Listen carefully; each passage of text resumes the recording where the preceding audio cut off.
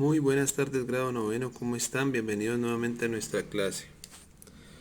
En el día de hoy vamos a terminar, con esta clase terminamos aspectos generales, no estamos hablando de Latinoamérica, estamos hablando de países del tercer mundo, estamos hablando en general, ¿cierto? A partir de la próxima clase nos vamos a enfocar un poco más en Colombia, ¿cierto? En esta misma mitad del siglo XX, de lo que ustedes pueden ver el título aquí, ¿cierto? En el día de hoy vamos a ver Latinoamérica, o sea, aquellos países, ¿cierto? Que hablamos español en la primera mitad del siglo XX, o sea, entre 1900 y 1999, ¿cierto? América Latina en general, o sea, o Latinoamérica, ¿cierto? Pero luego vamos a ver ya Colombia en este mismo periodo de tiempo, o sea, en este mismo siglo. ¿Qué pasa en aspectos generales en Latinoamérica, muchachos? Recuerden que, ¿no es cierto? Eh, Nosotros en Latinoamérica hemos sido casi siempre países tercermundistas, ¿no? La única potencia que existe en la actualidad es Brasil, ¿cierto?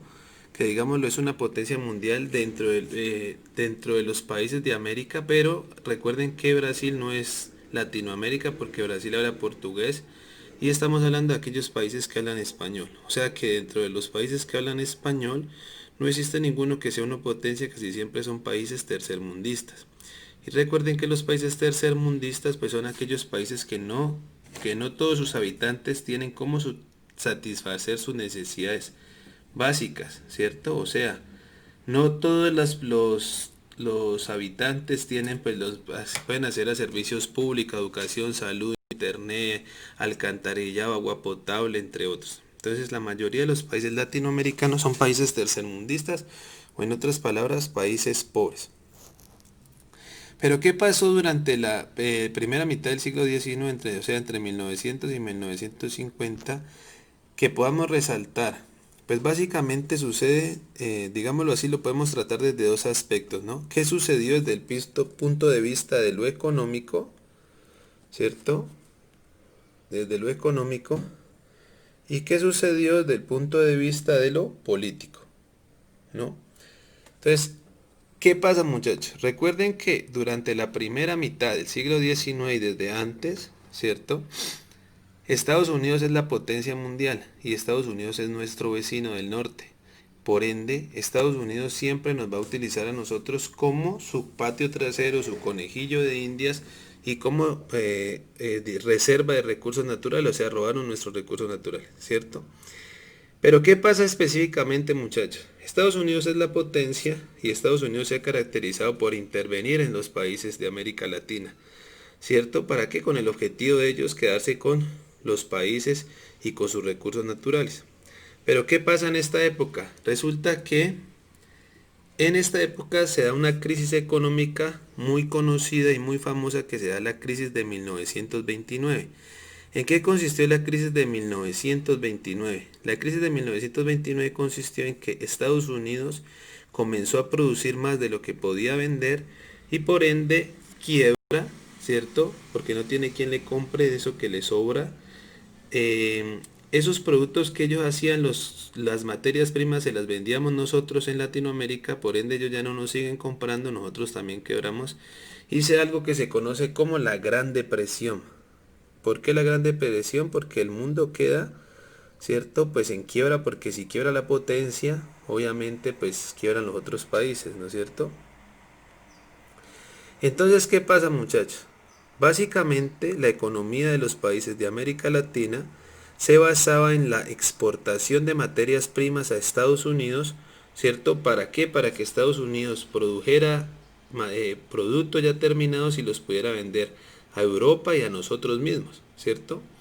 Aquí podemos ver dentro del video de la clase, podemos ver cómo por ejemplo México exportaba azúcar, cobre, zinc, entre otros. Chile exportaba cobre principalmente. Argentina, cierto, exportaba principalmente lana, trigo y carne. Cuba exportaba caña de azúcar, tabaco y café.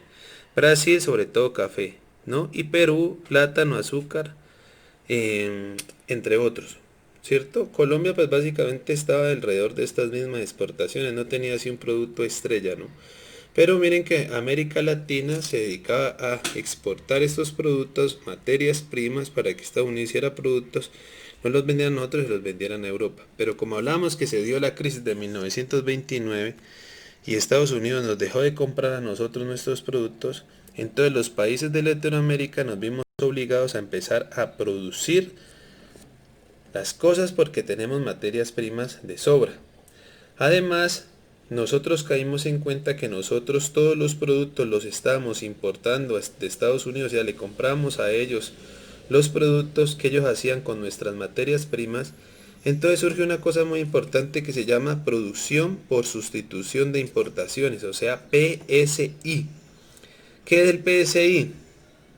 El PSI, muchachos, entonces sería, ¿no es cierto?, producir con esa materia prima que ya no podemos venderle, producir lo que antes importábamos, o sea, lo que antes le comprábamos a otros países. ¿No es cierto? Entonces miren cómo esa crisis hace que nosotros cambiemos nuestro pensamiento de estar venda y venda a un pensamiento ya productor, ¿cierto? Entonces empezaron a crear las industrias en algunos países. Los que antes vendían materias primas empezaron a crear algunas industrias manufactureras, ¿cierto? Para poder vender lo que nosotros producíamos, pues nosotros empezamos a crear aranceles a los productos importados. O sea, si aquí en Colombia ya empezamos a hacer camisetas, ¿no es cierto?, para que los gringos no nos vendieran las camisetas más baratas y no nos compráramos entre nosotros, pues al entrar al querer un gringo entrar a vender camisetas aquí, le poníamos unos impuestos que llaman aranceles para que ellos tuvieran que vender más caro y no le compráramos a los gringos, sino que nos compráramos entre nosotros mismos, los latinos, los colombianos, ¿cierto?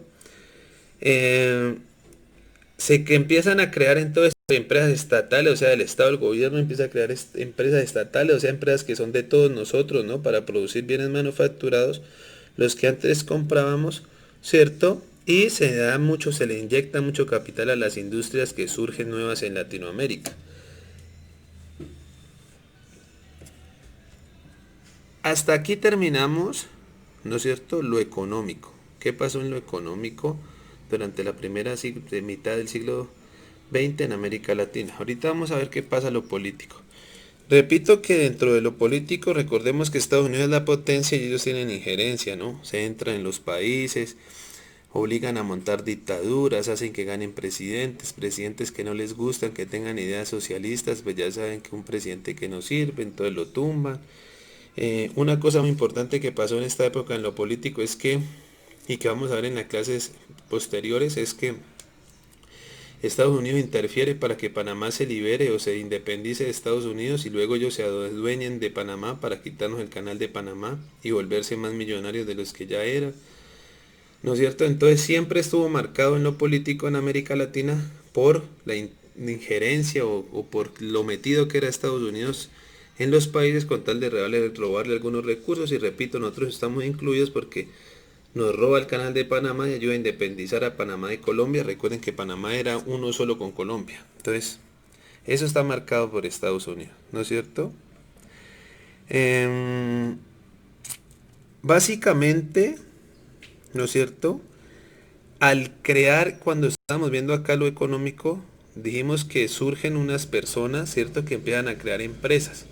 A esas personas que surgen, que crean empresas, o sea que como ya no venden las materias primas, deciden formar empresa, a esas personas se le puede llamar que se forma una clase social que llama la burguesía.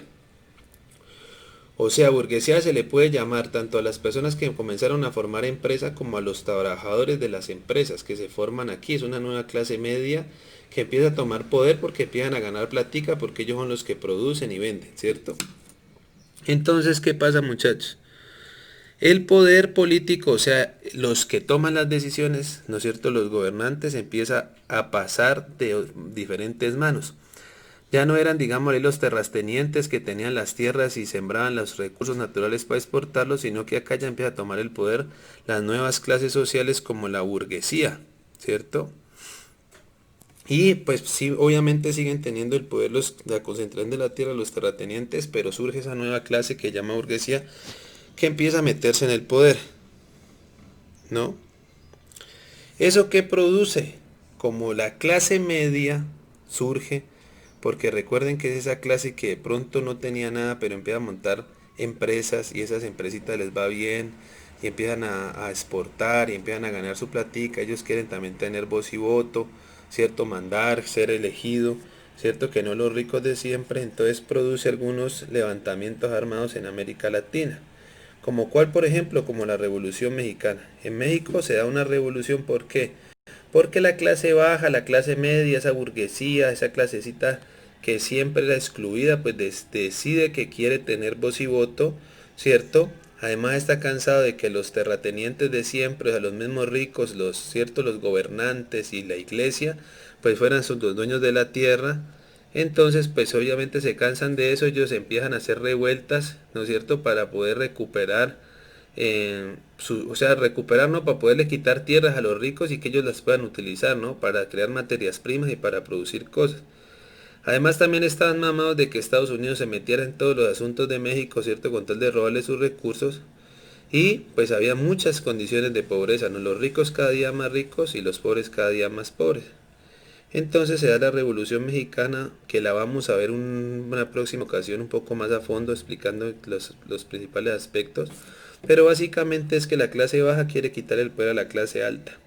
Y surgen algunos personajes como, ¿cierto? Como digámoslo así, como líderes que buscan ese respeto por las clases bajas y las clases medias. Y finalmente, gracias a la creación de esas empresas que les cuento, pues para poder utilizar esos recursos naturales y poderlos vender en materia, en productos, aparecen los sindicatos. ¿Qué es un sindicato? Pues un sindicato eh, básicamente es, un sindicato básicamente es la unión de trabajadores para hacer respetar los derechos de los trabajadores. Eso es un sindicato, o sea, se reúnen los trabajadores de una empresa con el fin de que el patrón pues respete los derechos de los trabajadores. Ya coloco la actividad, muchas gracias muchachos, espero verlos pronto, hasta luego. Actividad, primero, me van a explicar en qué consistió la crisis económica de 1929, conocida como la Gran Depresión. Segundo, me van a nombrar cada uno de los países de los que hablé en el video y que exportaban en esa época, en la primera mitad del siglo XX. Tercero, me van a explicar qué es la burguesía y cómo surge. Cuarto, me van a explicar qué es PSI, o sea, producción por sustitución de importaciones. Quinto, me van a explicar brevemente en qué consistió la Revolución Mexicana. Sexto, me explican qué es un movimiento sindical o un sindicato. Séptimo, ¿qué es un país tercermundista? Hasta ahí, muchas gracias muchachos, hasta luego.